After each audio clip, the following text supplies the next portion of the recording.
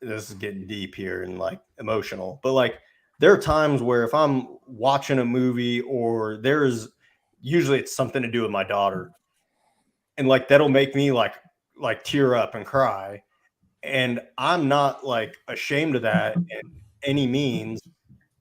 And I feel like there's a lot of men who are out there thinking that they have to act tough because like, oh, I'm a macho man, right? I'm not going to cry. And it's like, well, yeah, you think that because you've never really done anything with your life that makes you feel like you're tough.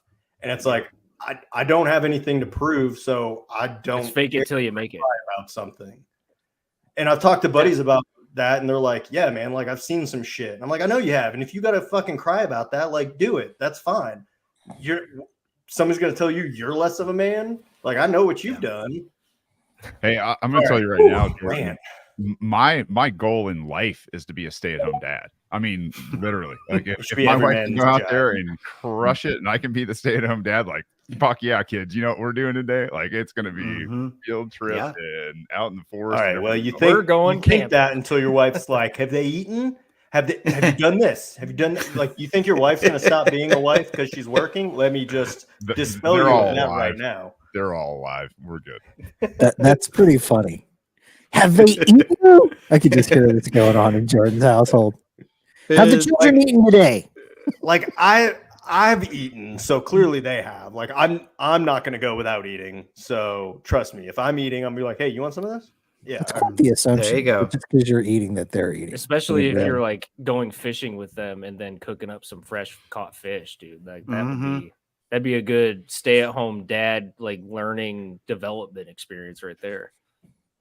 Dude, I went fishing last weekend. We were crushing it. We fucked up some fish. 21 yellow snapper, 1 mangrove snapper. Dang. Real fishing out in the ocean, huh? Sushi going on there, huh? Yep. He's out with his billionaire buddies from Bohemian Grove. It's inside California. That's not Florida, is it? For God's sakes, it's California. Yeah, look at him. Look at him changing his location. Look, he looks like he's in the fucking Matrix. Like he's trying to disguise where he's at. Yeah. Meanwhile, you go on the outside of his house. His neighbors see like a boarded up room with like weird lights, and they're like, "What the fuck's going on?" No, for real. That's a for real thing. Because like the front of my house, like there's blackout on the 2 of the windows where my office is at, right behind this wall right here. They're like, these motherfuckers just totally looks they have a murder room set up already. Well, the audience, I don't think the audience has gotten to see what it looked like red when you look like Senator Palpatine sitting up on your throne over there too. Yeah, it's either Bohemian Grove or Senator Palpatine so far. Both great possibilities, Alex, gotta say. You should have it like change colors, like just automatically, change and colors. Then see how it. Or you need like mood lighting as you start to get like deeper in thought. It turns like purple. When you get excited, it turns like orange. Oh boy, here we go. It's gonna get weird. Oh, we've already missed that boat. Weird was good. Right it was before good start off going live. Right as Jordan says, we're gonna get a little emotional here. So like we're already into the weird territory. Yeah, that actually wasn't broadcast. We were not live when he got into that story. It was more like when I picked up with like I'm gonna be a stay-at-home dad at some point. And okay. Got about 10 years left on that one, maybe. Well, damn. He's like, I was trying to make that one. I saw that red light turn on, and I was like, all right, let's give him the good stuff. Been holding back for 2 weeks. He's ready. I got 2 weeks of built-up shows in. He's like, dude, I freaking lit a candle. Barry White was playing. Dude, had a glass of wine poured. Yes. Thanks, man. I appreciate it. Yeah, man. Really do. You said you couldn't find any, and I was like, I'm pretty sure I can find some of this. Dude, I'll tell you what, man, I'm about to get stocked up on this. There was another vet that's up there in the neighborhood now, I think of Buffalo Trace, like right down the road, dude, obviously. Get stocked up on it. Like this dollar for dollar, sat for sat. This is the best stuff you can buy. It's like 25. We're going to all be looking back and be like, remember when you could buy Buffalo Trace for $35? And because this stuff is good. I can't believe they're still selling it for so cheap and they haven't started marketing it. So when I go, I'm like, 2 bottles, please. That's what this was when it first came out. Nobody knew about it. Yep. It was like 20 something bucks for a Exactly. bottle What's that of now? it's 130. I'm not Damn. saying I'm not saying that's what I'm paying. No, that wasn't. No, but there are places that will sell that for 130 easy. And Wow. when I was in Florida, I went and picked up. They did this. Eric, the Gary V of liquor.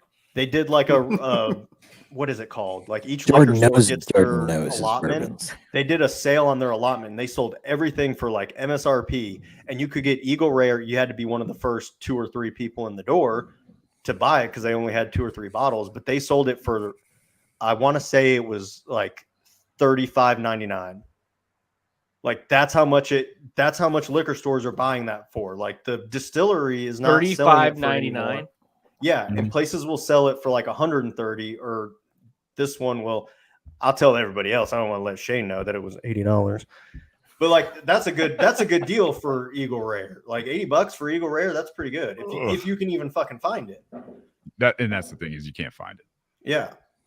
Yeah, they knew they had something pretty hot on their hands. I think probably about 5 years ago, and at that point they were just like, now you got to fight the resistance to drink it. We're gonna make that. You drink that shit. We're gonna make it scarce. Is what we're gonna do. Well, that's what I'm saying about Buffalo Trace. Like prices are low, buy and hodl. Okay. So Randy, Enter the market. Yeah, man. Randy, are you going to be okay after this? Oh yeah, I'll be good, man. Potential serious hit to your reputation doing this show with us. I don't have a apologize. reputation. All right, so Dr. Nick Amato. It's got to be Nick. Nakamoto. He's saying Cedar Ridge is better. I've never even heard of Cedar Ridge. Yeah. Oh, Cedar Ridge is pretty damn good. I've never Where's it heard out of? Is it out of even out of Iowa. Kentucky? I think it It's should out be of out of Iowa. I think. It's got to be Utah. Iowa. Okay, let me tell you the last time I It's barely saw even something bourbon. from Iowa. Chirp, chirp, chirp, chirp. Well, we got Mike. I mean, let's be. Well, I meant bourbon, Don't be but yes, diplomatic. Mike is a very well aged, 32-year-old bottle of bourbon. Don't dox me, bro. I don't know if that's right. Was that? I mean, I feel like you doxed that's right. yourself. I'm looking up. I want to confirm whether Cedar Ridge is from Iowa or not because it's something we should know. But you've had it a few times then. Oh, I've had it a lot. It is very good. A lot. Like I had a. That sounds a lot more negative than it should, but I've had quite a bit of Cedar Ridge.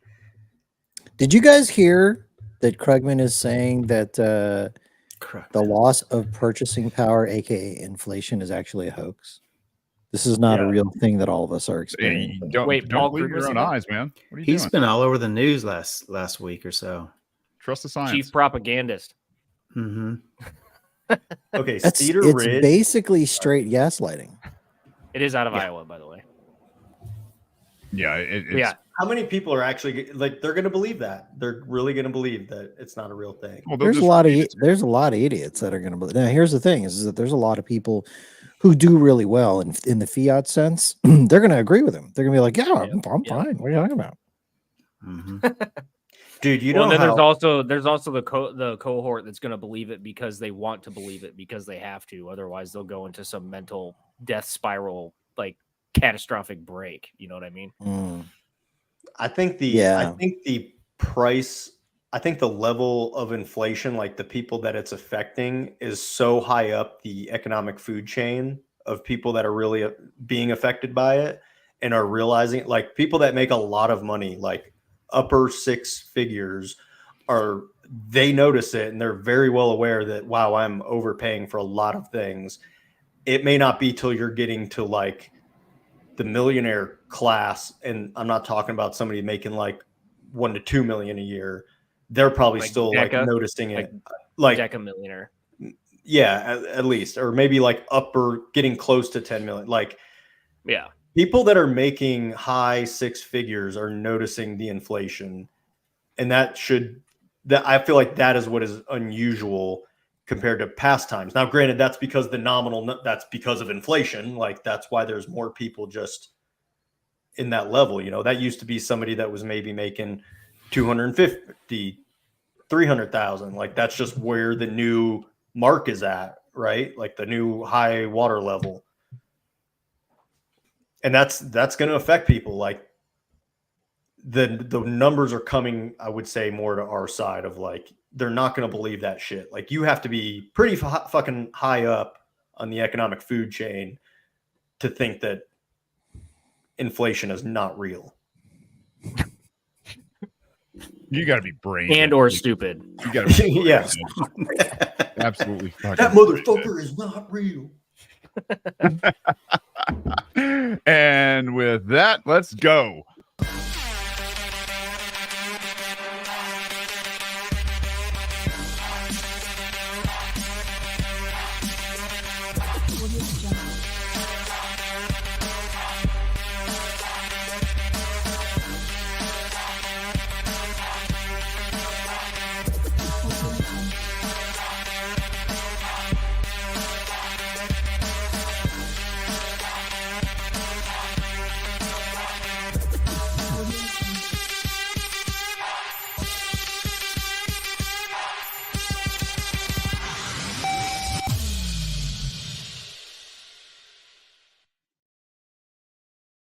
Welcome to Bitcoin Veterans, everybody.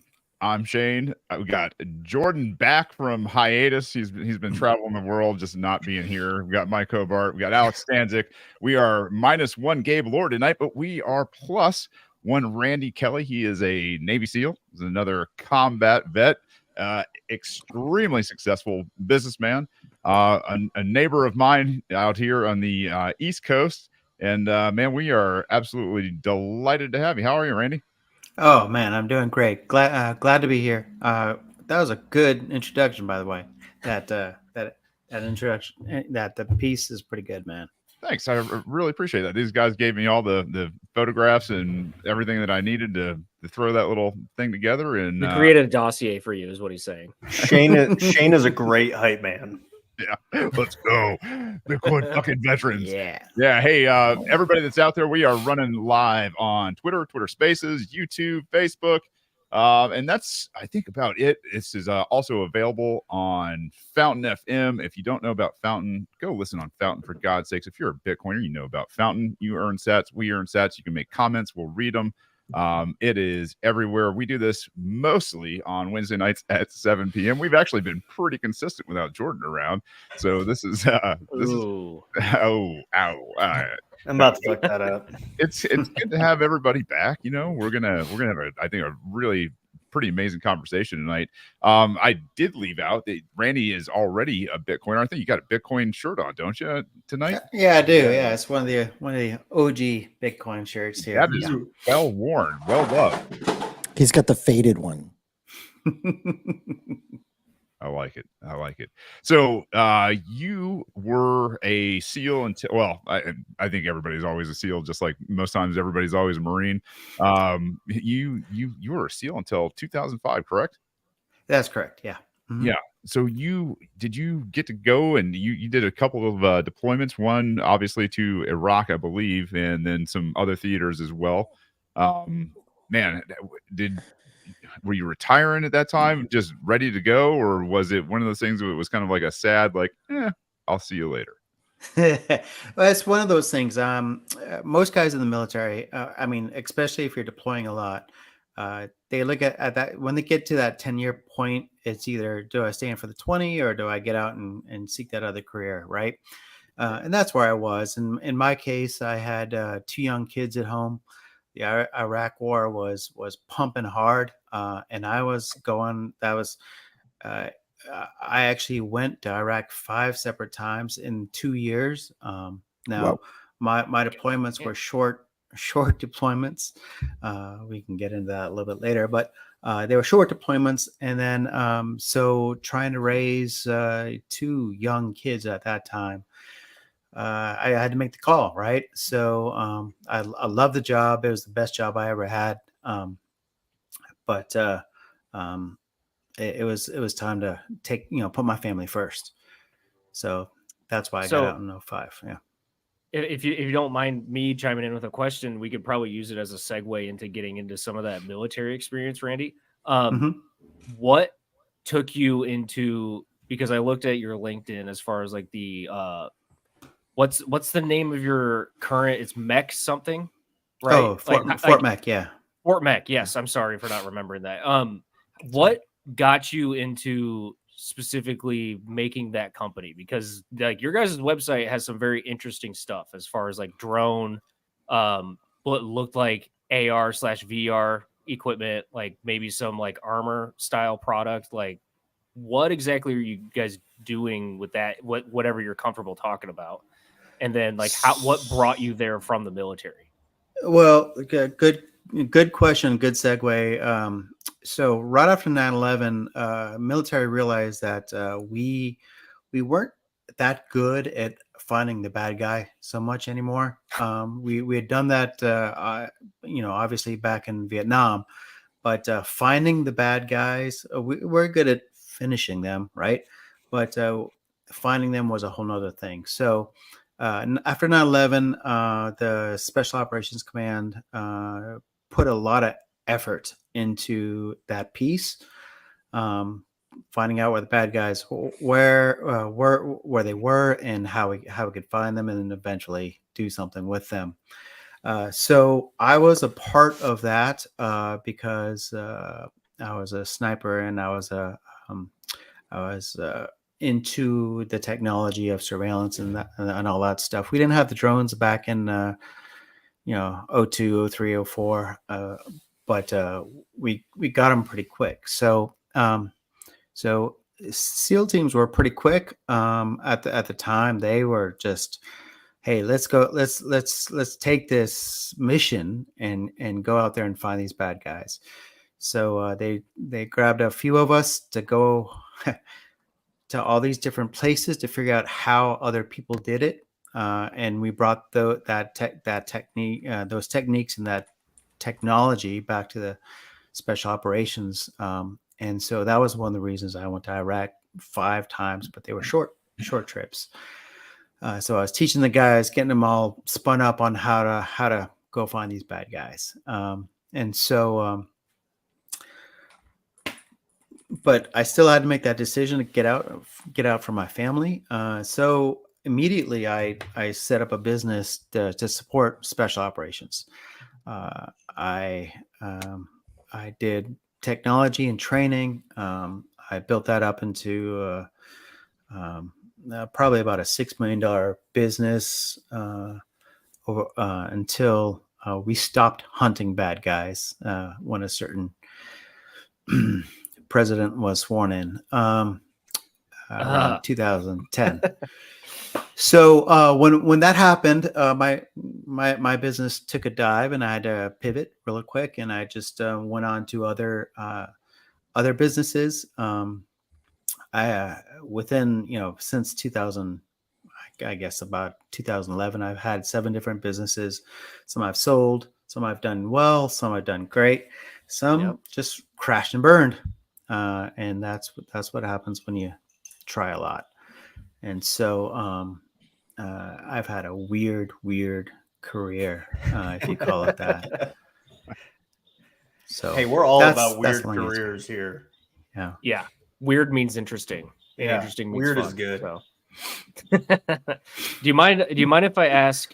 So like my next point of curiosity is, what kinds of tricks did you learn when you were gathering this kind of intel on individuals? Because I'm sure that probably fed into partially at least part of the psychological aspect of your book Driven, which Jordan was talking about earlier. Trying to think about how to answer this. So there was a few folks around in the early 2000s who still had the experiences of going to find and figure out where all these bad guys are, trace out the networks and stuff like that. Those are the types of people I visited and went to courses. Some of them were overseas. Like, for example, one I can talk about is the Brits. They had been dealing with the problems up in Northern Ireland. How did they deal with it? So they gave us a lot of their training, and we brought a lot of that stuff back. What Randy is trying to say is he can't tell you anything Yeah. about the cool shit that you want to know. I picked up on that. I picked up on that. How do I say this delicately? Shut the fuck up. No, these are the questions that we all want answered, right? Because it's super interesting shit. Yeah, and it ties in. It ties into the book. And in the book that he's referencing, it's a book a psychologist and I worked together on called Driven. It's about the genetics of what makes us tick. Us being the ADHD mofos that go out there and just do crazy stuff. And it's only about 10 to 20% of the population. And pretty much all of special operations, most people in the military are very much this way.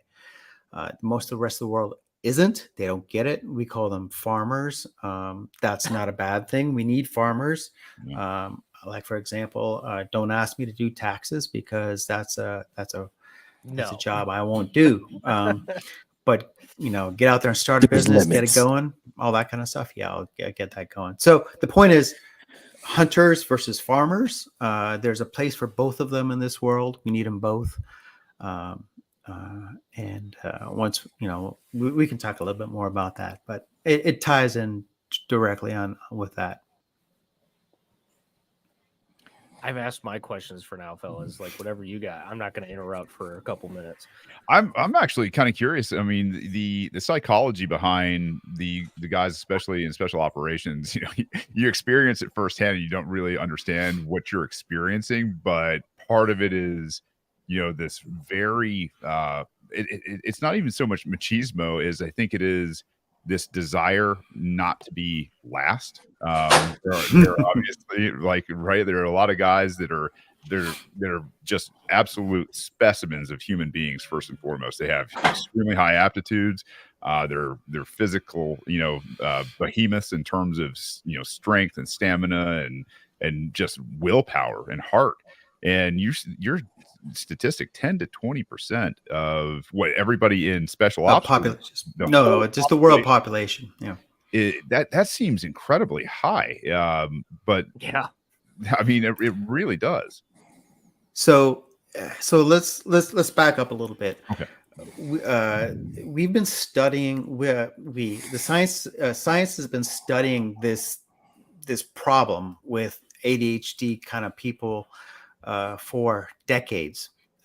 Way back when they called it the alcoholic syndrome or the alcoholic gene or something like that. So, but we've got 40 plus years of studying of genetics of what makes people this way. And I'm going to get a little geeky on you here for a second, but it's really interesting.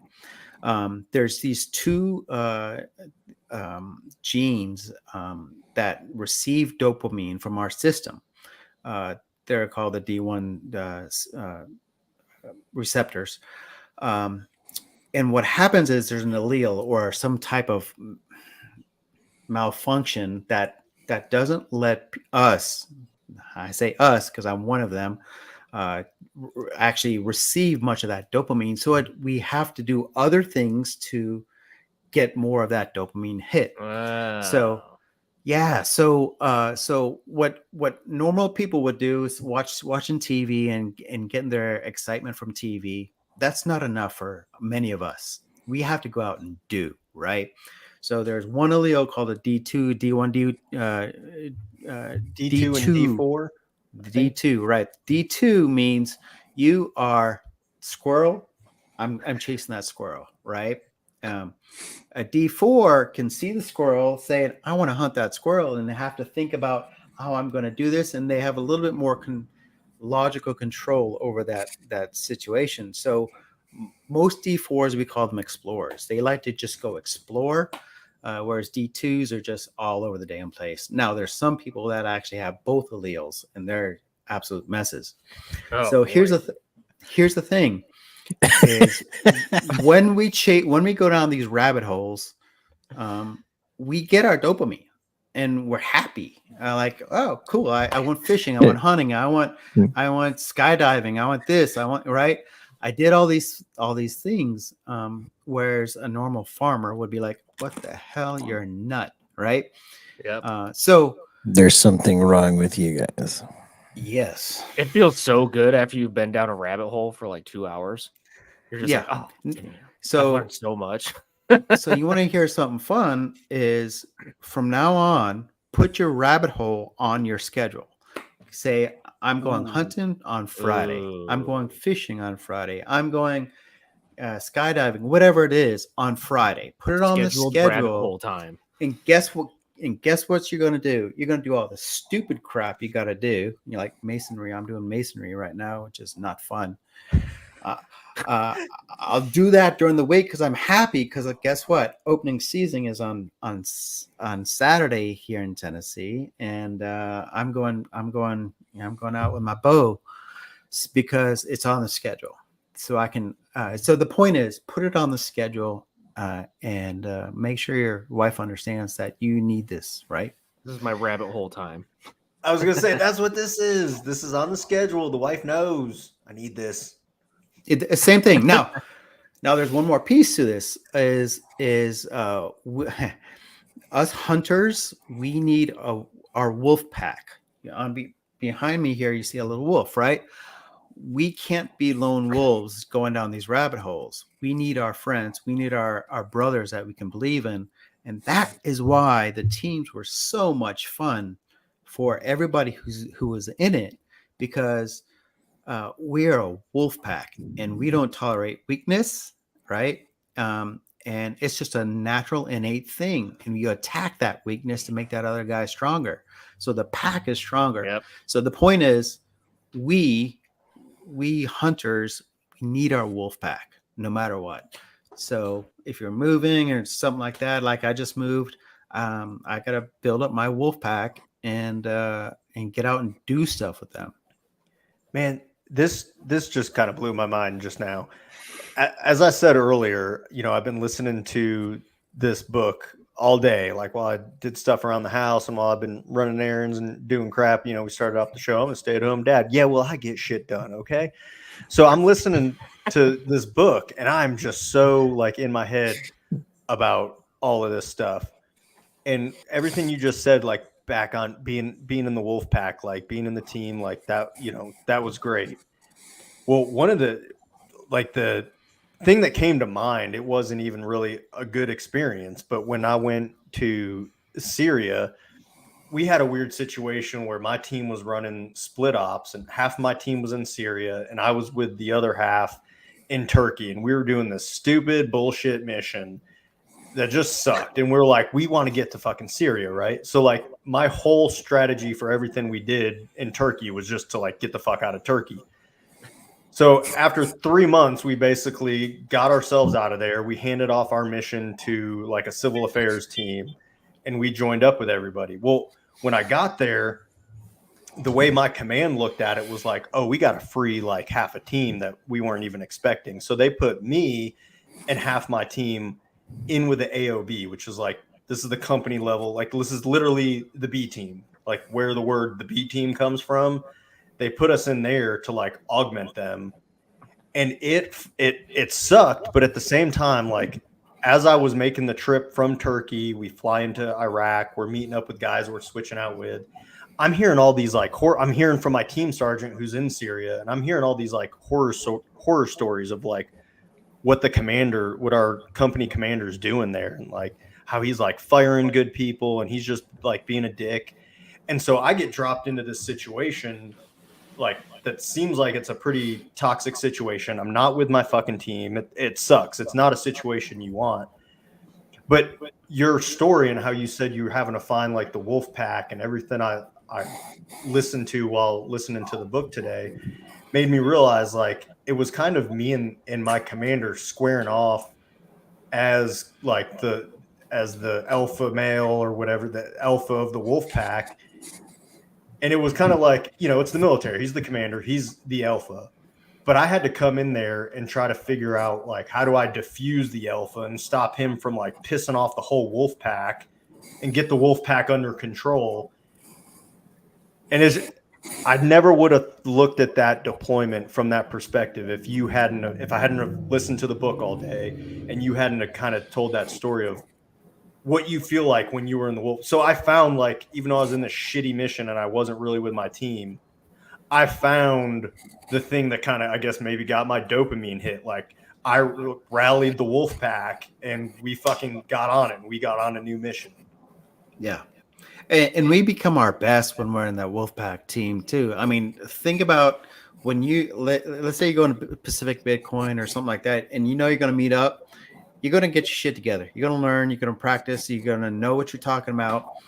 The same thing if you're going out to the range or going out hunt. I mean,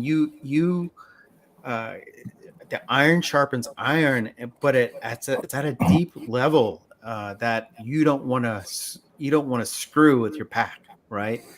So that's an important piece too. All right, real quick. Speaking of range time, do you still get out to the range, Randy? You still do pew pew stuff? Well, now that I'm in Tennessee, I've pulled my guns out of deep storage underneath the ocean and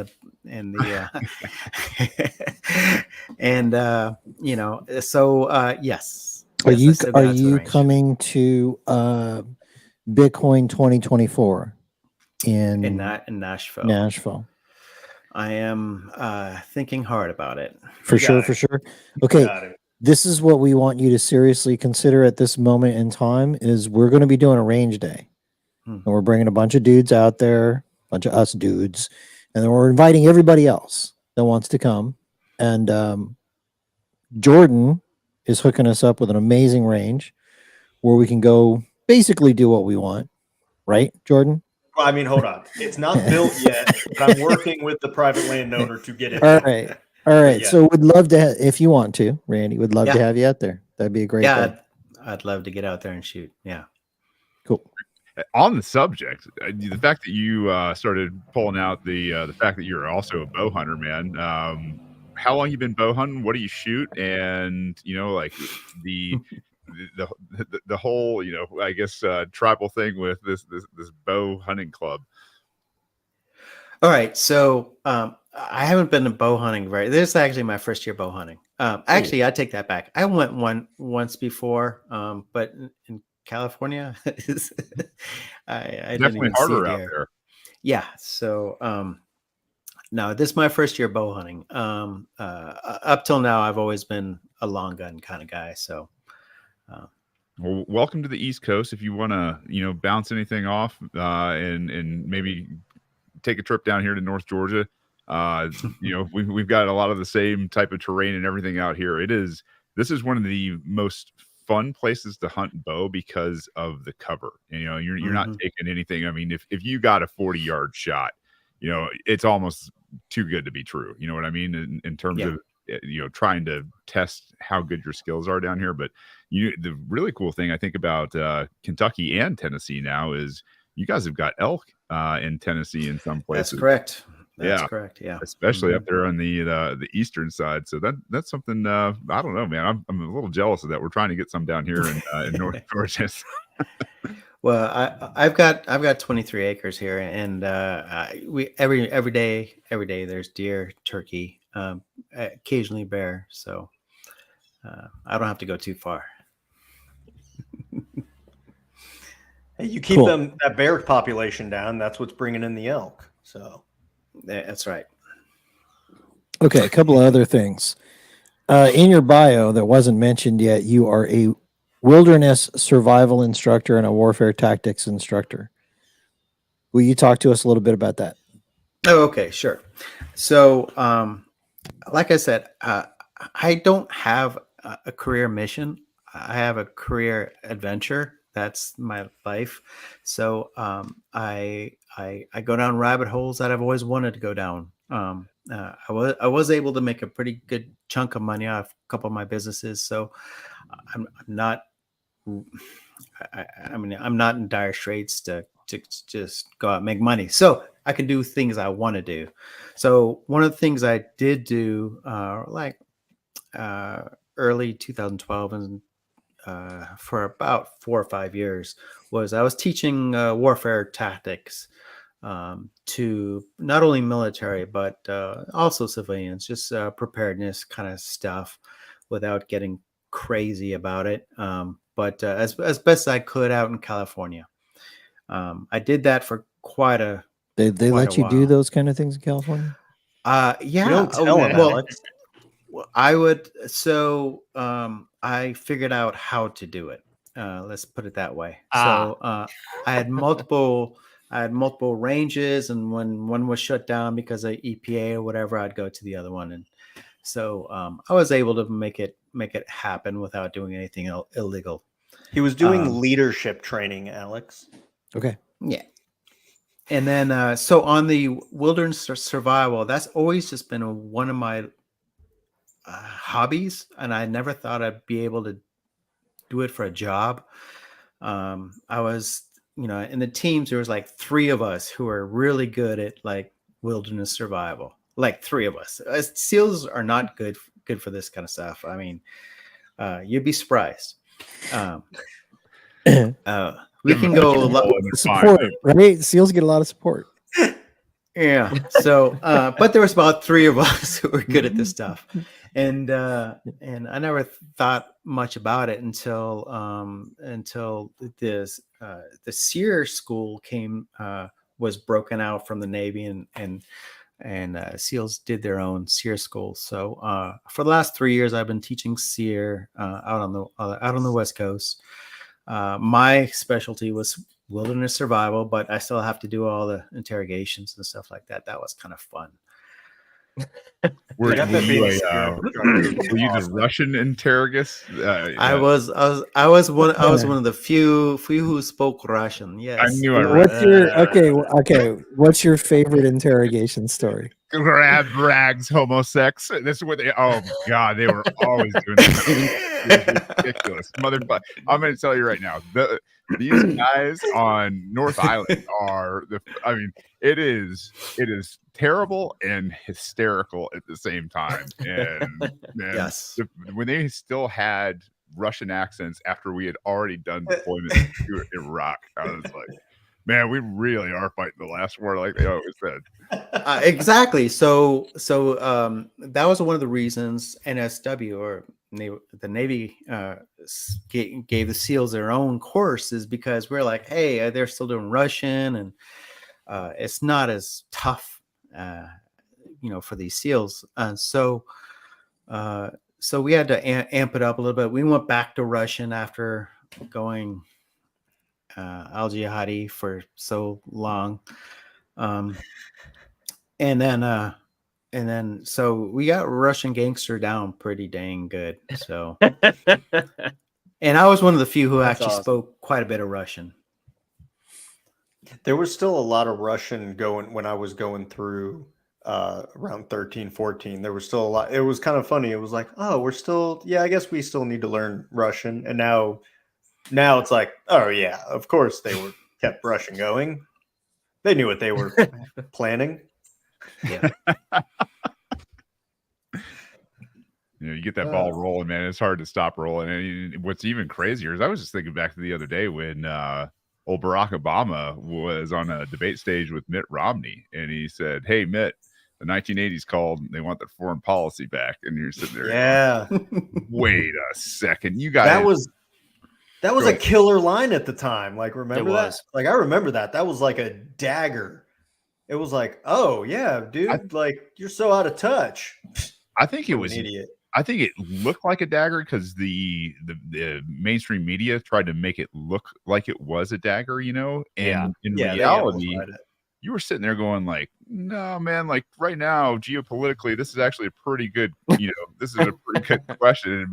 But when you got the whole damn, $1 trillion mainstream propaganda on your side, they can make anything. The power of suggestion is very real with those people. And they're like, oh yeah, listen to what he said. This is the greatest line ever. Not to mention, it's like normies, not a whole lot of normies are probably, at least in America, are very aware that a lot of those countries, like the citizens also speak Russian. So it's like, it's still going to like help you out. Like, so I worked in Kazakhstan. I worked in Kazakhstan in the oil and gas for about 2 years. And that's where my Russian came Oh, I I mean, bet. Yeah, you can use. Yeah, of course, they speak Kazakh too, but you know, they all speak Russian too. So Yeah, they'll speak like 7 languages, won't they? Like you're gonna have some overlap with a lot of areas. yeah. So and I have a question then. Oh, okay, go ahead, Jordan. No, you have an actual question. Mine was literally going to start with, I have a tangent. Go ahead, Mike. I was Randy, I was gonna ask you, do you have any opinions or takes on what's going on right now? Like particularly with geopolitically with the last couple of years to consider. That's a good start. That's a good start. That's a Put big those feet loaded right question. in the fire. And stick them right in there. Hey, you want to come on our show and The get deep asked sigh. like the worst questions ever? Just put it all No, out there. these are the right best. away. These are the best questions ever because They of are. these They are. responses. You know, the truth is you need to go to the root cause, right? Of why we see what we see. There's a whole lot of things I'm not good at, but what I'm pretty dang good at is I'm a good observer. I observe, I understand things. I ask questions about what's going on. And I stay pretty involved in what's happening in the world.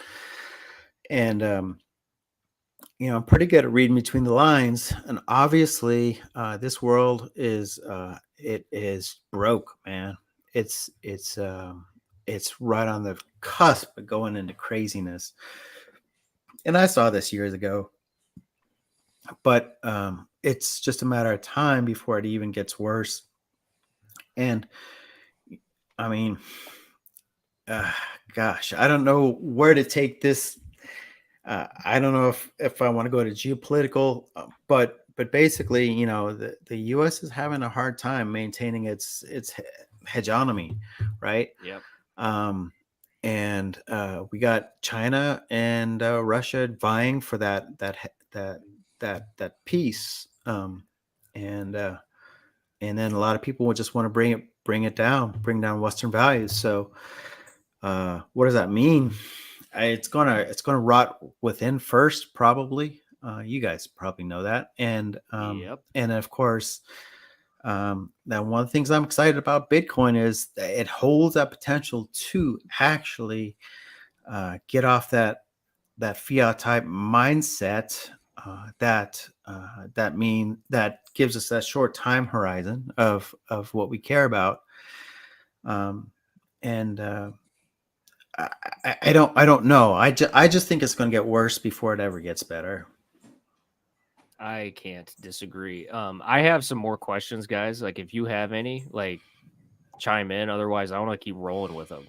Go for it, Mike. I got one. I want to dig in on this last one. When you say it's going to get worse before it gets better, let's dig in just a little bit. Yeah. Okay. Let's define what that means to you. How much worse? What does it look like? Did you? People don't like talking about this stuff. We heard you were a SEER instructor and you're now under interrogation. No, well, here's the thing. All right. There's a lot of people, farmers, whatever you want to call them, they don't like thinking about this kind of stuff. And in fact, these kind of conversations make them very uncomfortable.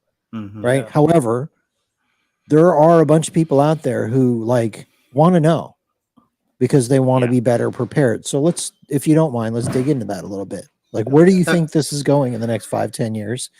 And what should people be focusing on? All right. So my thinking on this has changed. I've been sitting with this problem for at least 12 to 15 years. But you know, ever since I got out of Iraq and I could see the tactics we were using there on changing population, changing hearts and minds and that kind of stuff. Then I come home and I see that same stuff being used here. And then, so I've been sitting with this problem for a long time, and my thinking has evolved in that there's nobody in control. There's no Illuminati. There's people who want to be. There's people who want total control, but there are tons of people who have different kinds of power, military power, financial power, discursive power, all these different types of power, and they're fighting for ultimate power, but they're humans. They can't do it. Their brains can't work that well. They can't organize that well. They have no morals to keep them together.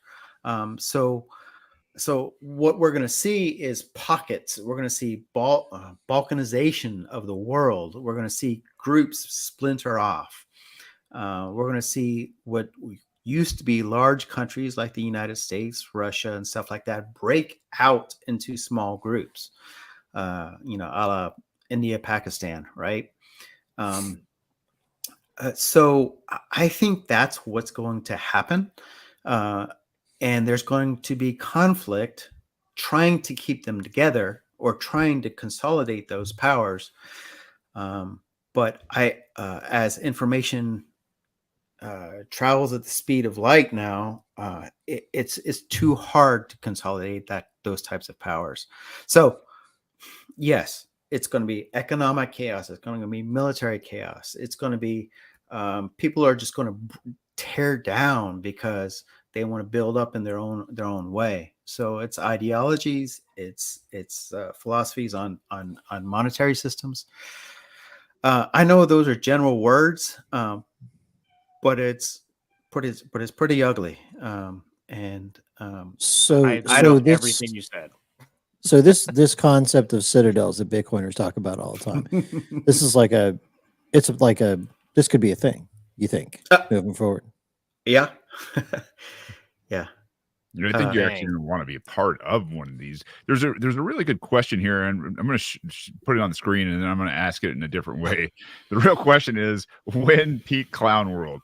And I love the wording in this, but in terms of like in a real world application, I think this actually is a really good question when asked in terms of, your precipice. What are your defining events for real balkanization? When does this start to turn, and when do you start to see things like citadels, fraction, U.S. fractions of, I was about to say USSR, of Russia, which has already been balkanized quite a few times. Eastern, Europe has been balkanized God knows how many times.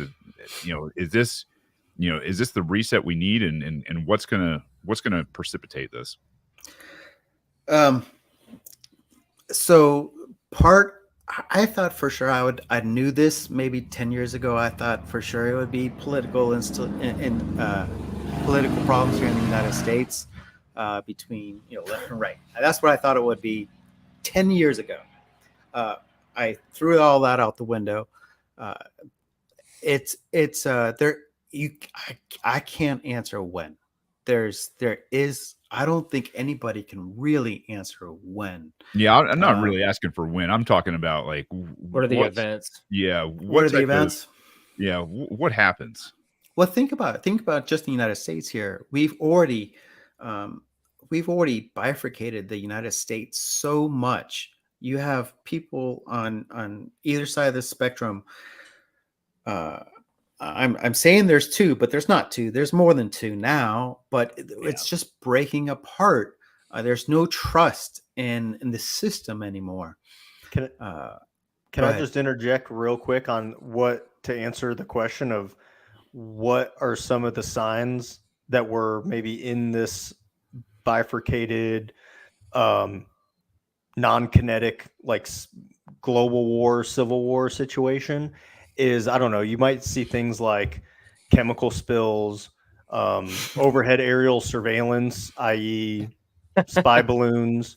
You might see things in the media that compared Western sources versus Eastern sources, give conflicting opinions on a certain war going on that doesn't involve any of them, or economic a fraction warfare of them. Did you Randy, guys... you said something earlier when you mentioned like, yeah, we all should have seen that China and Russia were still threats. Like they were always threats. They never went away.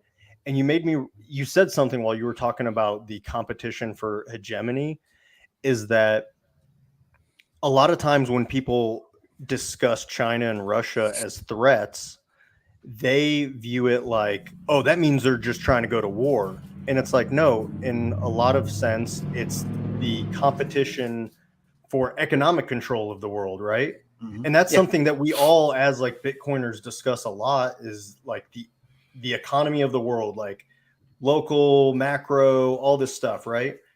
And really, like, that's kind of what's being competed over, is the economic control of the world. Like, bingo, because it all stems from the economy.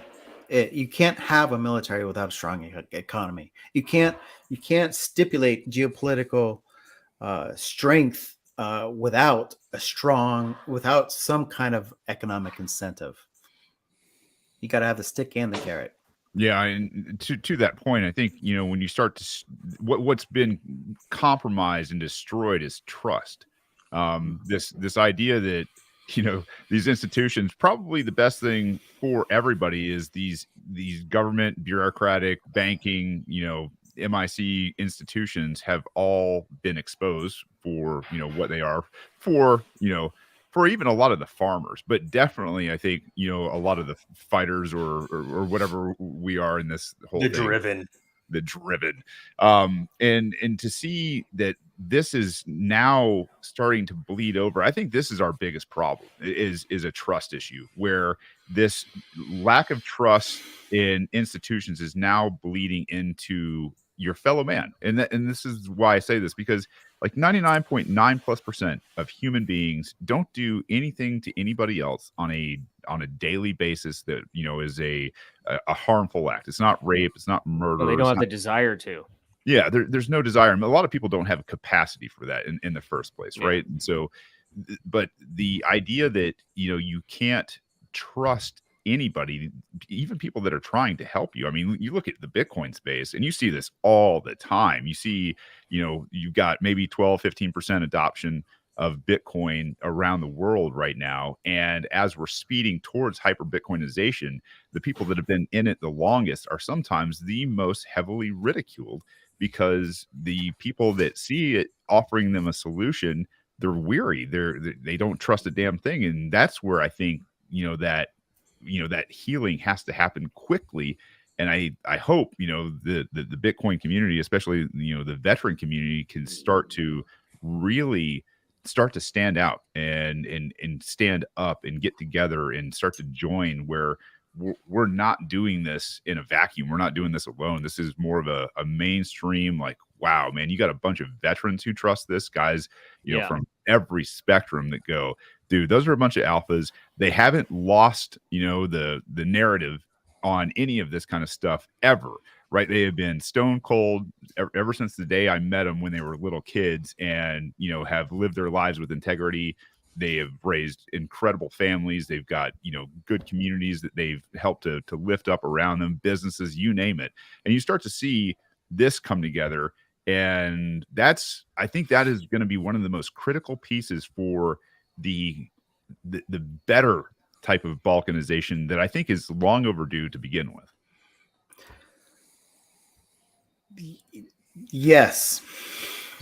but that also makes us a target.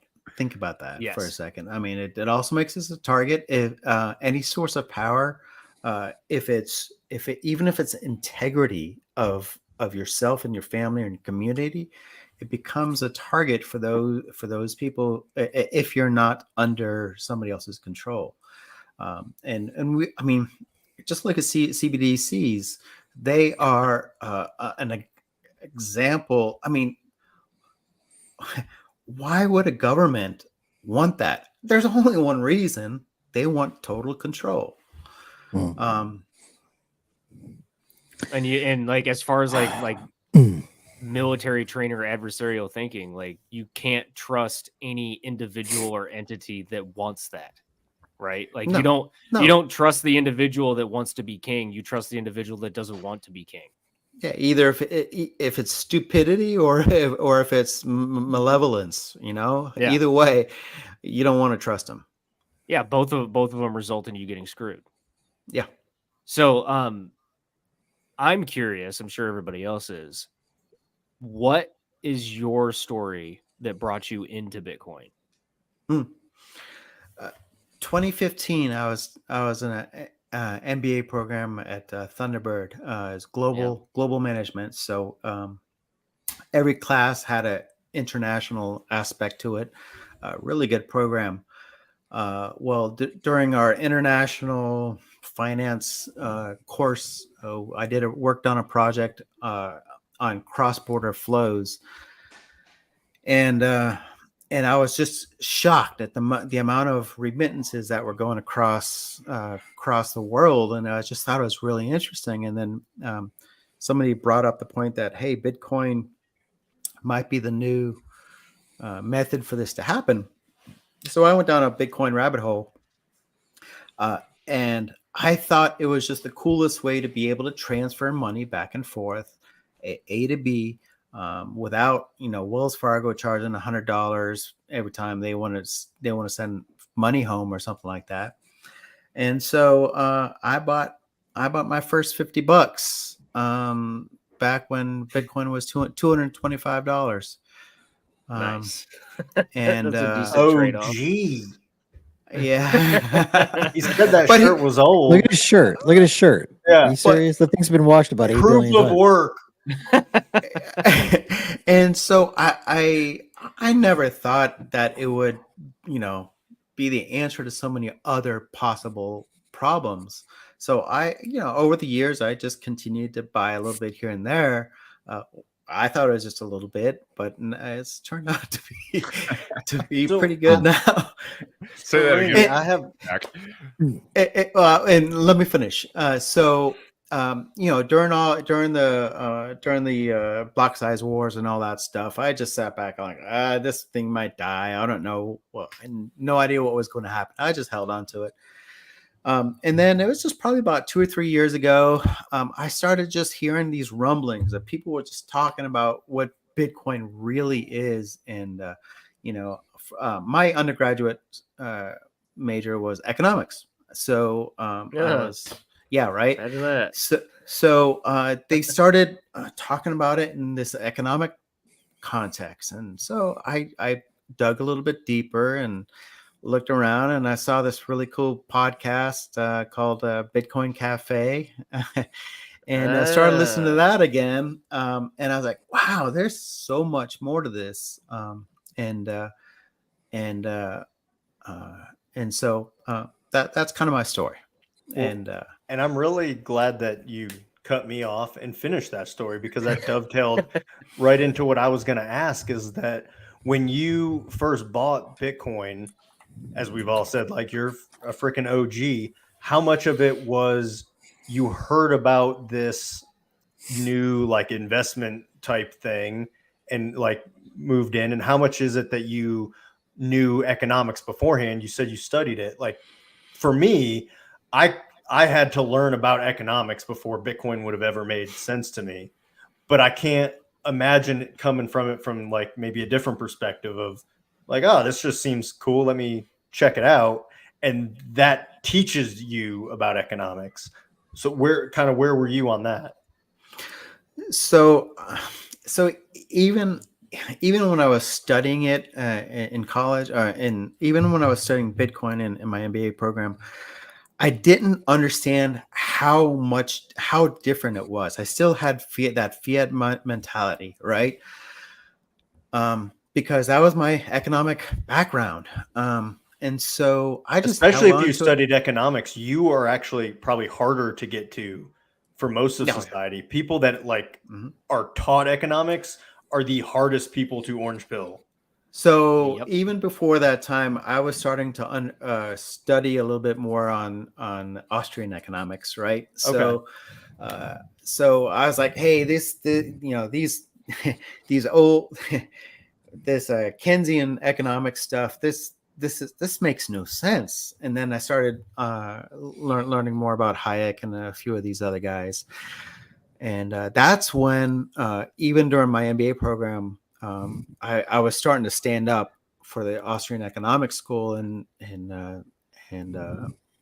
even though I didn't make the connection between Bitcoin in Austrian economics until probably 2020 or something like that. Hey, that's when it hit me. And I feel like after once it clicked, once I was like orange pilled, it was like, holy shit, how didn't I see this earlier? Because I knew all this information. I just hadn't, like, the fucking neurons had not touched yet. And I'm a fucking retarded autist, so it took a little while. They're not quite touching. There they go. And so for like a retard like me, it took a little while for the neurons to touch. But no, that's interesting because like there's this weird interconnection, and you hunted down networks of terrorists, like that was your job. And so as I look at this, because we'll probably get labeled terrorists, especially after this episode, I feel like there's this like perfect triangle of like libertarians, Austrian economics, and Bitcoin, that the people in all these circles, these three different networks, continue to talk to each other and amplify each other's message. And it's like congruently, they're all touching on like the deepest form of truth. If you connect those dots, it seems like all these motherfuckers are all talking about, and everything they say is like fucking true, and it all backs off of each other. So I kind of want you to put your red hat on and for just free advice. I know usually you charge for this, but you're going to give it to us for free. How would you attack a network that looked like that? Because that looks like fucking formidable to me. But I'm on the inside. Like maybe I'm shaded. How would you attack a network like that?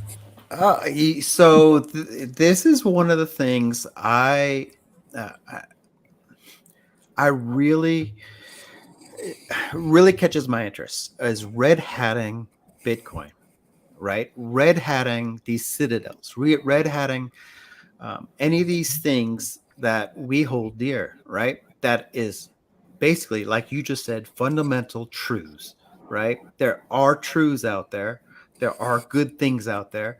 And some people want to break those things down because that is a type of power. So I don't think we do enough of that. Or maybe if people do, they keep it quiet on purpose. I still hold, I mean, I love Bitcoin, and I still hold that, hey, it can be taken down probably somewhere, somehow. I think the odds against it are enormous, but I've seen crazy things. So no, that's 100% accurate, because a lot of people in the Bitcoin space want to act like, oh, it's impenetrable. Like no, we don't know yet. It's not that there is a vulnerability right now. We're all in that threat space. We all think about it like that. And it's like, no, it hasn't been prodded and prodded. It's 14 years old. Look how big the U.S. government got. It's been tested, and it's come through pretty well. I don't know if that's providence or if that's just luck, or it's just that strong. I'm not smart enough to answer those questions, but I do know this: it will be targeted at some point. Yeah. It will be probably harnessed at some point, a la Jason Lowery, right?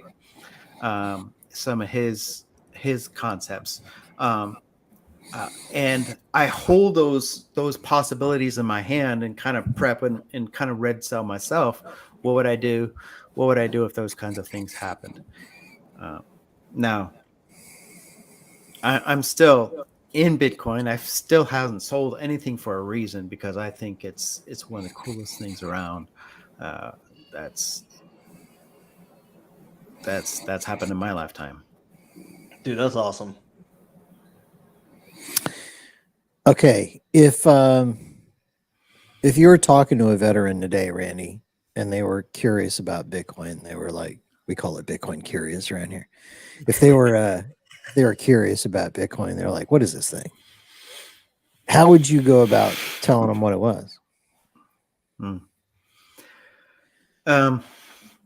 So I'm problematic in that I'm a multi-thinker, and I'm already thinking about, all right, how would I onboard this guy, right? Uh, I'm going in 10 different directions. So I wouldn't go airy fairy. Hey, it's a solution to everybody's problems. What I would say, it is the soundest money that's ever been invented, and it's at this point it's unbreakable, and it is deflationary, and there's been nothing else that has ever been like that.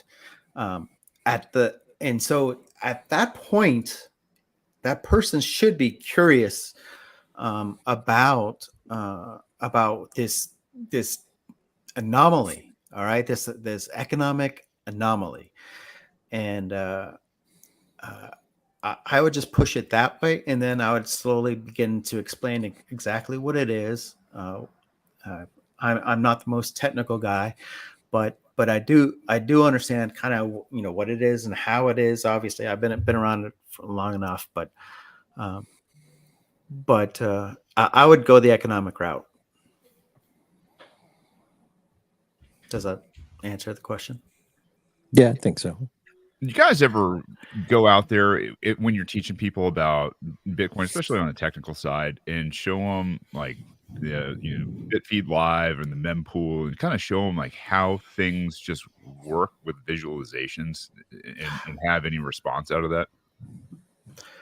I had to do that with one team guy that's super technical, and he understands technology really well.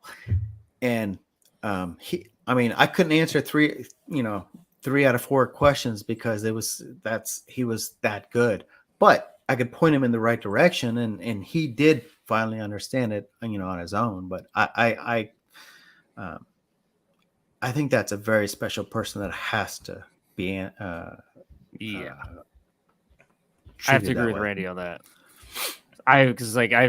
If I've tried to use those kinds of avenues, Shane, and it's usually scared them off because it's just like information overload. What's ridiculous? That kills me, because I had my my nephew here last weekend before. He's just turned 14. I mean, fresh last weekend.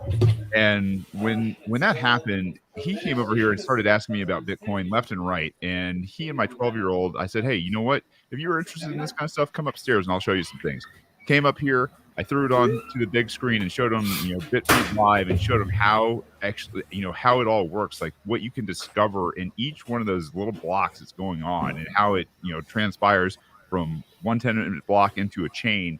And they were like, wow, that makes perfect sense. Like, they just, obviously. That's because you were talking to a 14-year-old who has both the D2 and the D4 gene. Yeah. Know your audience, right? Like, that makes perfect sense for a 14-year-old, but you got to know who you're talking to, right? But let's face it, we're all the hook. 13, 14-year-old guys in older bodies, right? We are with way more information in our stupid fucking brains. Yeah. You gotta bait. I believe you got to bait the hook to suit the fish, essentially. Yep. So I know how to talk to 12-year-olds. So that's great. Apparently, you're really good at talking. That was the worst thing to ever say. That's gonna get snipped out by me and retweeted all over the internet.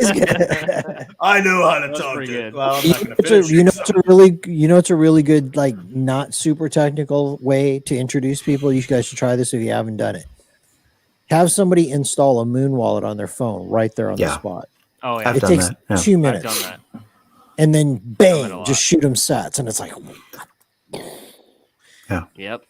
Yeah. Well, like Shane, to the point of like it being sad that like showing them that aspect of Bitcoin scares them because it's overload.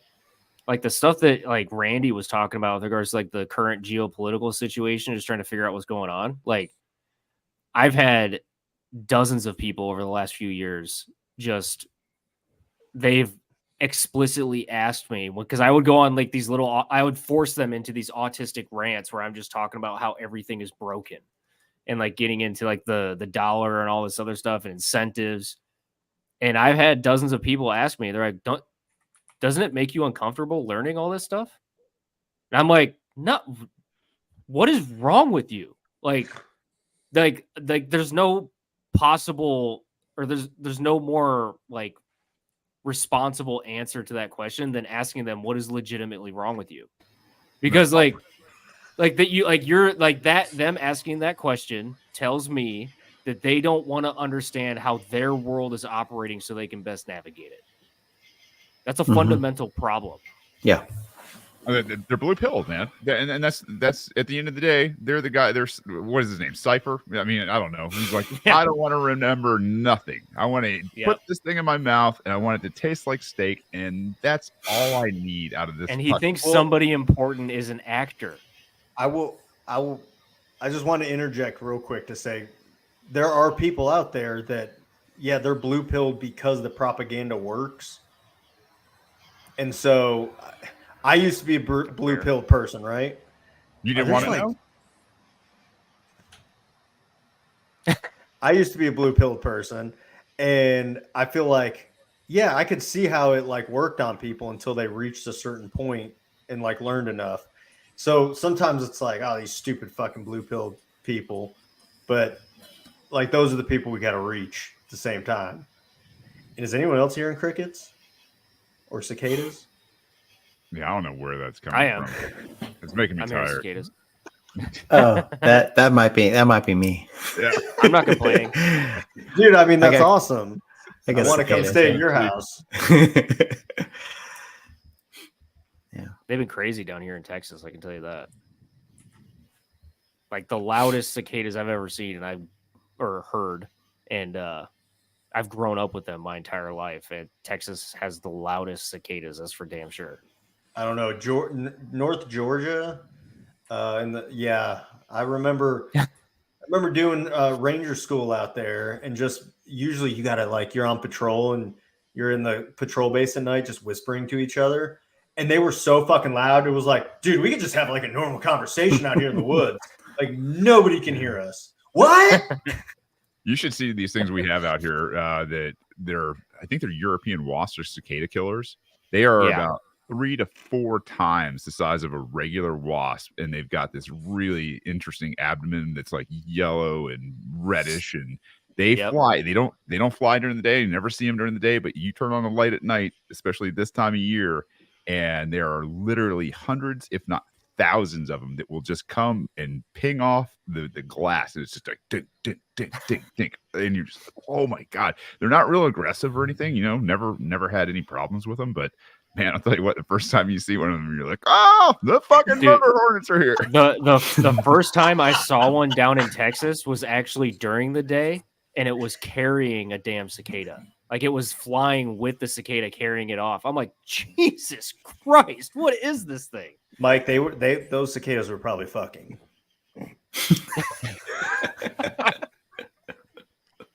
This is why people actually watch this show, is for gems of wisdom. Jordan pulls all the views. Yeah. Sure. Hey, just a quick shout out to everybody on Twitter Spaces. If you guys are out there, I mean, God, we got Lisa's out there, Old Fashioned's out there. We got DA is here, man. We are getting quite a crowd. We are in kind of that part of the show right now where if you have questions for anybody on the panel here, feel free to request, come up and ask. We'll put you on the air. You can ask damn near anything you want. I don't know if you'll get straight answers or bullshit. You'll definitely get one of the two. And we're happy to have you.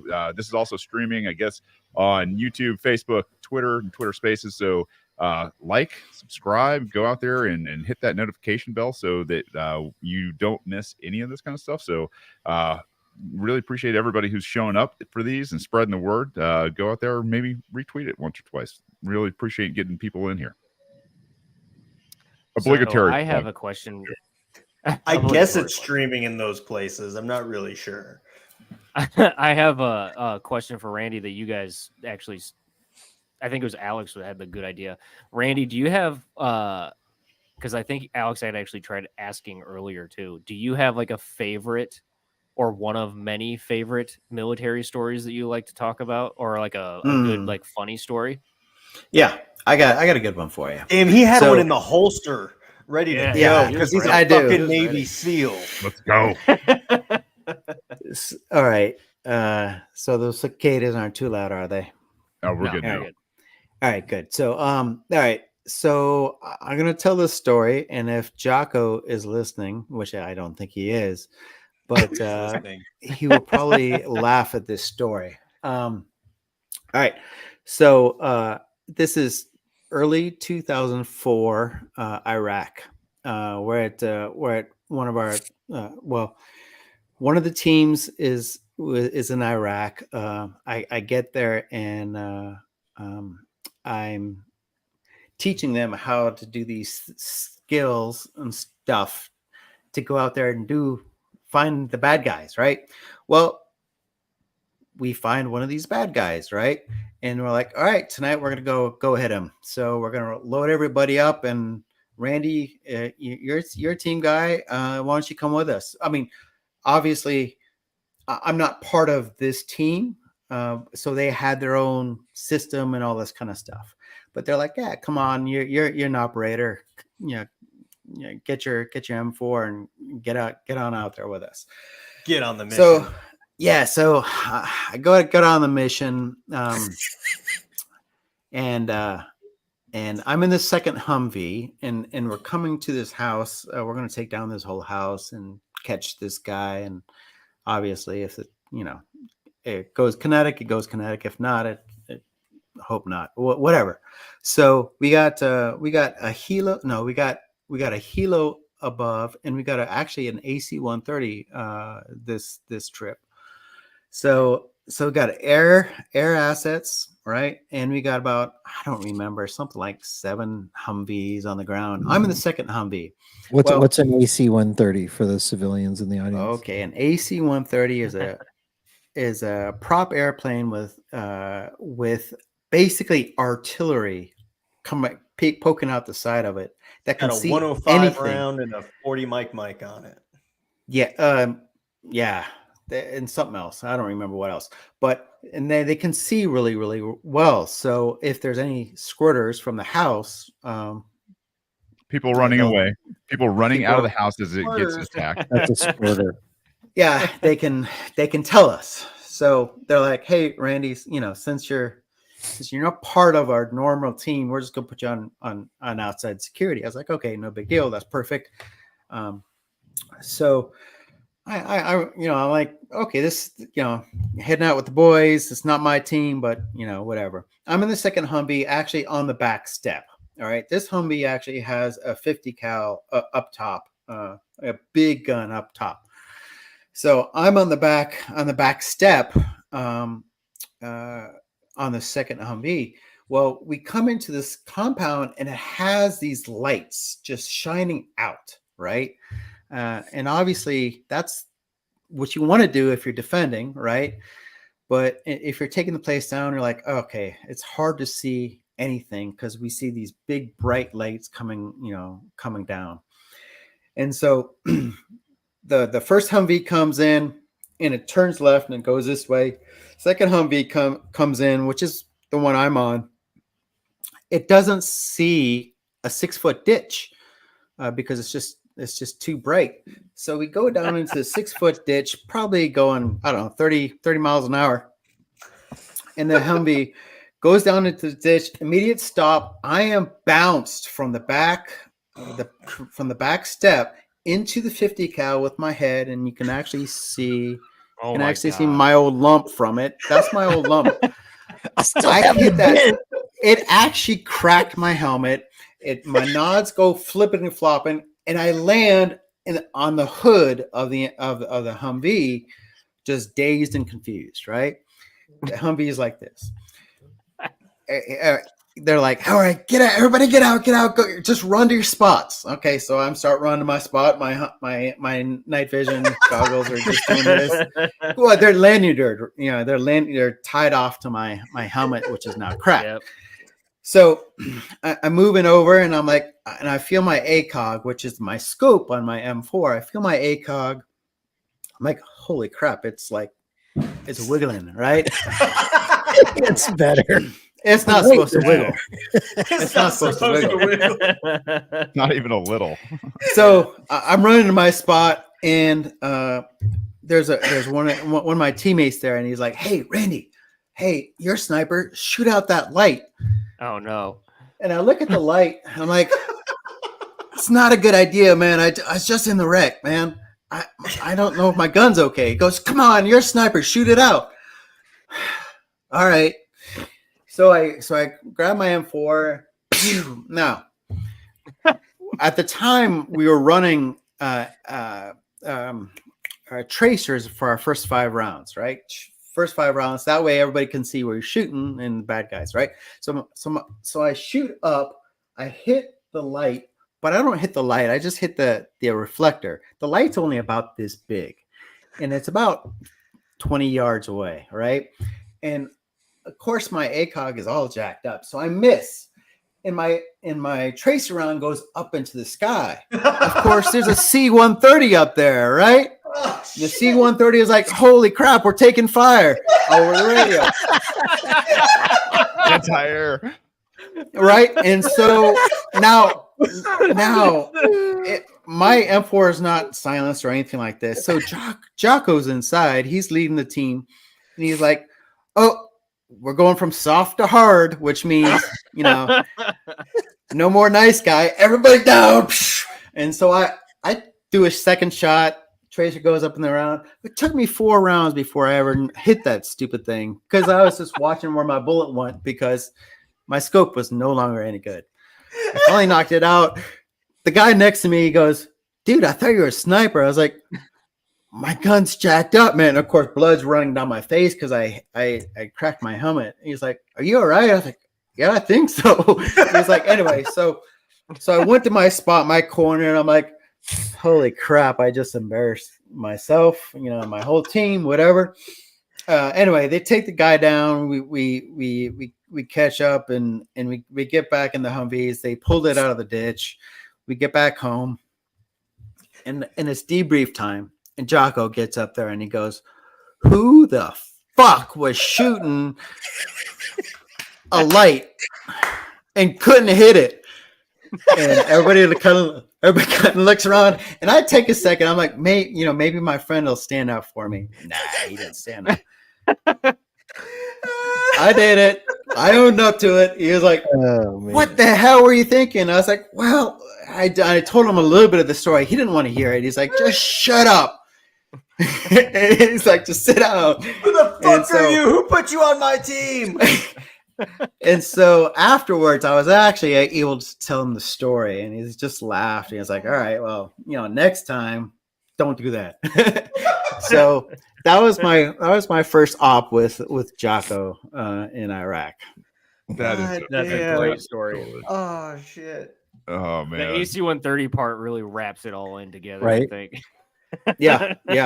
You could hear him over the radio, like, "I think we're taking fire." Christ. Maybe. I think that round came up. It's pretty good. That's a great story. Oh man, thank you for that. Yeah. Nah, Glad no I worries. asked. Glad you're all right though, man. That's a serious thing to be in an accident coming off of a 6-foot cliff. And the reason I say that is because He's been there. we had a similar experience. I mean, the experiences vary a little bit. We were just on a training mission, right? We were out somewhere around El Centro. We were doing some desert patrol and IFABs. And for everybody that doesn't know what an IFAB is, it's the worst military vehicle that we were ever fucking given. It's like a fucking 4-cylinder diesel with no windshield, no doors, and room Piece for of about crap. 3 guys with maybe 4 or 5 guys stuffed into it. So we're moving along. We've got a few teams moving, and we come up on this little escarpment. And for anybody that doesn't or hasn't been out in the desert, you'll find ditches and you'll find little escarpments that are 3, 4, 6, 8 feet tall.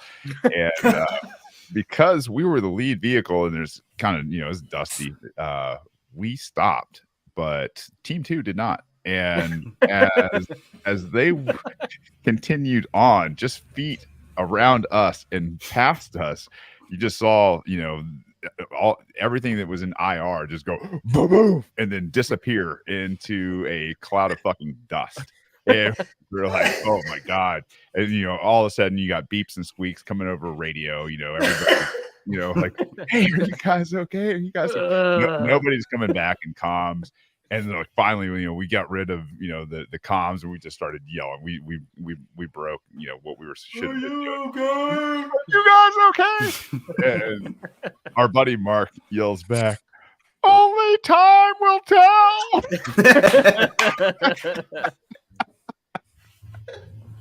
So I really have a lot of empathy for you, but the taking fire is the icing on the cake in that story. Right? That's pretty funny, man. And Jocko, being the platoon, I guess, or Harley Ermy style. Who Yeah. the fuck? Who the fuck was that? That's classic. Oh man, this is what I've missed the last couple weeks. Sons of bitches. Yep. And the cool thing about like the veteran community is that like we just bring you guys on and we all like, I don't think anyone's going to get an interview like this for better and for worse, mostly for worse. But damn, it's just like, it's like being back in the unit and some of the best times with, the boys and just like shooting the shit. What was the lesson learned here, Jordan, from your absence? Don't leave. And that was another thing that I Don't go learned on from vacation. Like, what the fuck's wrong with you? Vacation. My kid had a birthday. Okay. Hey, when you're a stay-at-home dad with a baller wife, you do what she says, and when she says go on vacation, you're like, okay. I had a 30-foot bounce house slide to go down. So fuck you and your stupid show it on Wednesday nights. Okay. Sounds like a good time to me. But I guess, man, what are we at right now? Is it it's already past quarter after? Yeah, we're at 8:15 here on the East Coast. We usually wrap this show right around 8:30. Before we do that, we kind of go around the horn, some parting shots, stories, whatever you want to do. Randy, I want to make sure that everybody knows first and foremost how we can help you. And show them, if I can get this thing to work, show them your book. Let's see. Bam! It works. There is a great book out there that I can't wait to read. Jordan's already been most of the way through it. It is Driven, Understanding and Harnessing the Genetic Gifts Shared by Entrepreneurs, Navy SEALs, Pro Athletes, and maybe you. You can find this on Amazon, so I don't know where else you need to go, but Amazon. You can find it everywhere in a book. Is there for Noble, whatever. Yeah, but fantastic, to have you on the show, Randy, and to have these amazing stories and make connections. What else can we do for you? I don't have an answer for that.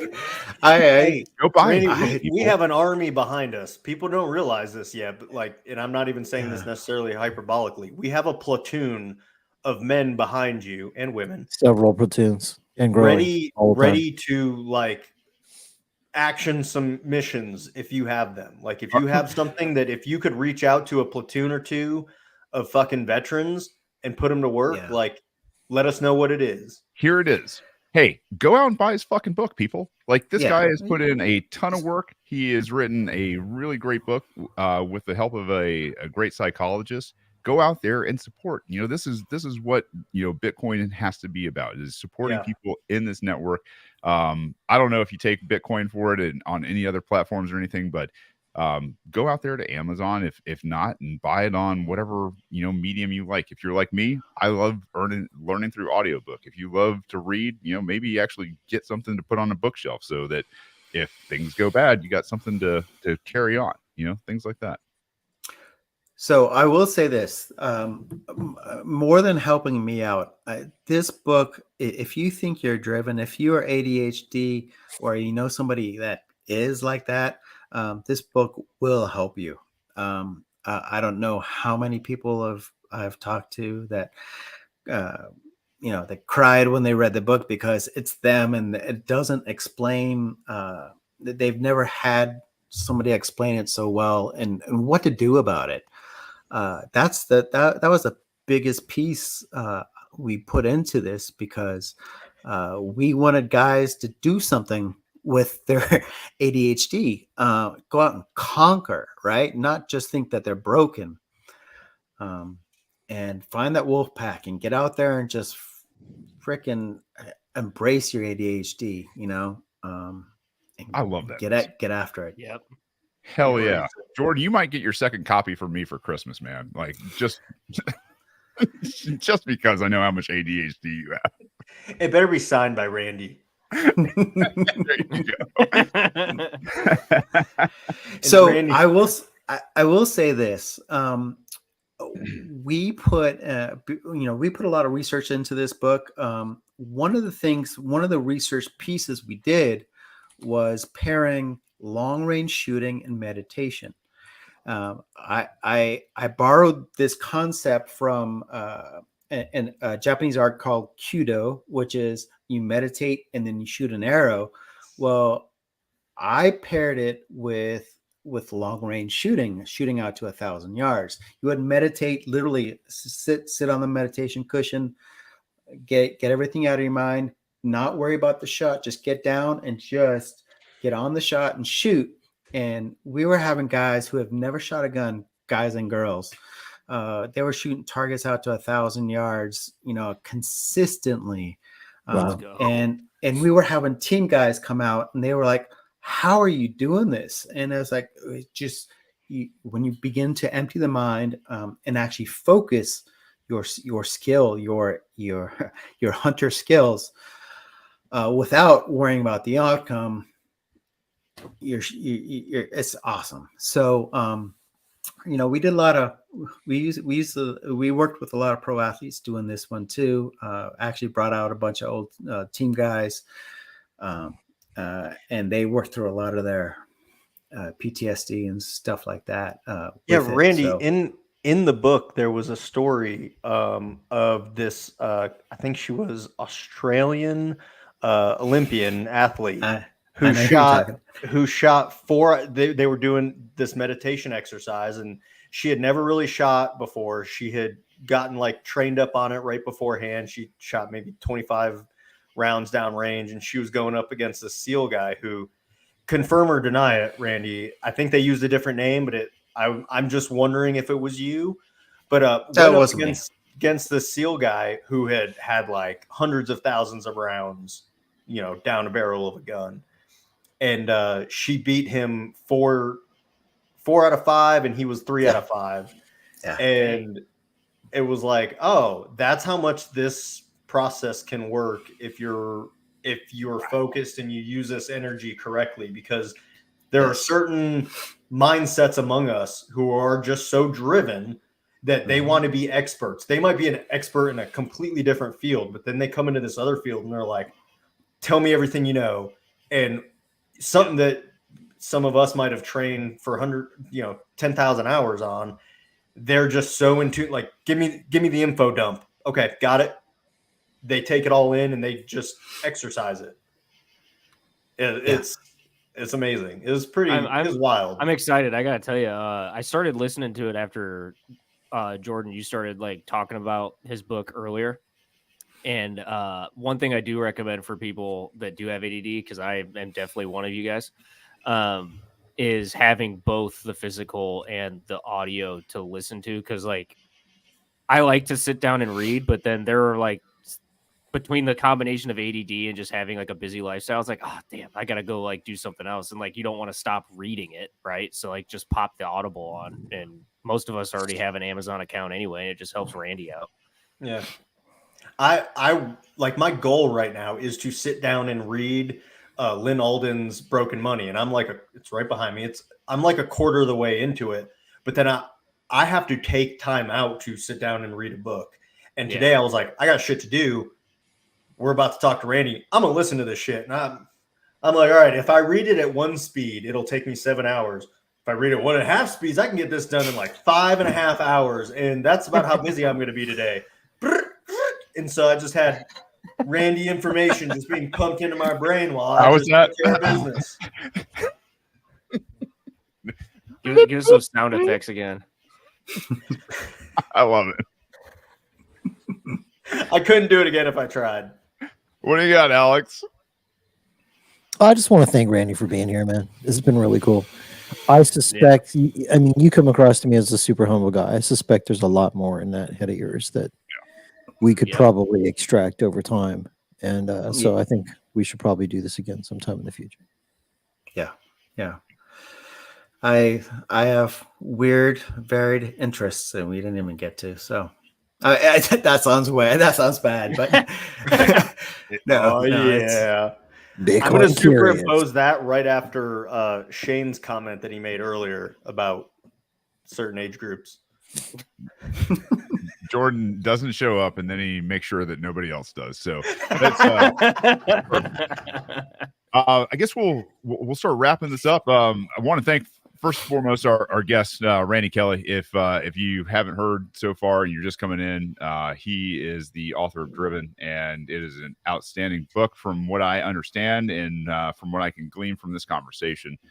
He has a wealth and depth and breadth of knowledge on so many things that I think the male in our species, especially here in America, is missing right now. There is something to be said for a guy who's delved down the rabbit hole of ADHD in a culture that stigmatizes it, that pushes it to the bottom, that medicates it, that secludes it.